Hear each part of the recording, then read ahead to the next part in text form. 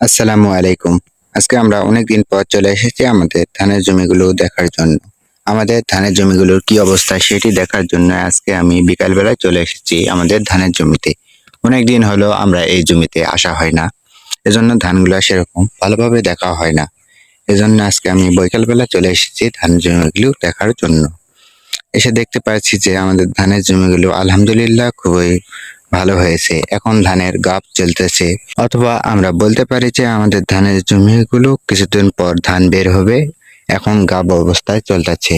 আমাদের আঞ্চলিক ভাষায় এদিকে গামর বলা হয় এখন ধানের গামর চলতেছে। ধানটি গামর হয়েছে, কিছুদিনের মধ্যে ধানটি বের হয়ে যাবে।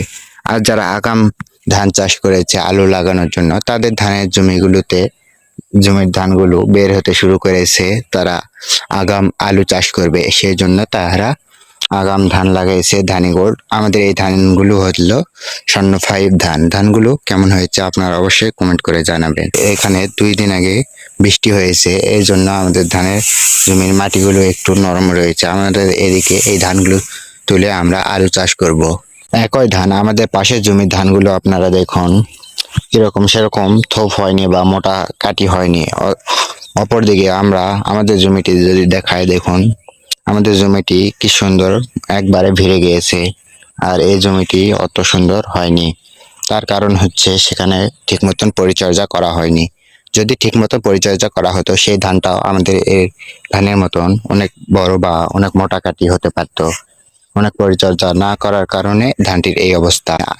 আমরা এখানে ধান বাদেও আরো কিছু ফসল চাষ করেছি, সেগুলো আপনাদেরকে এর পরের ভিডিওতে দেখানোর চেষ্টা করব। আমরা ধান বাদে এখানে পটল চাষ করেছি, সিম চাষ করেছি, আমাদের গরুর খাওয়ানোর জন্য ঘাস চাষ করেছি।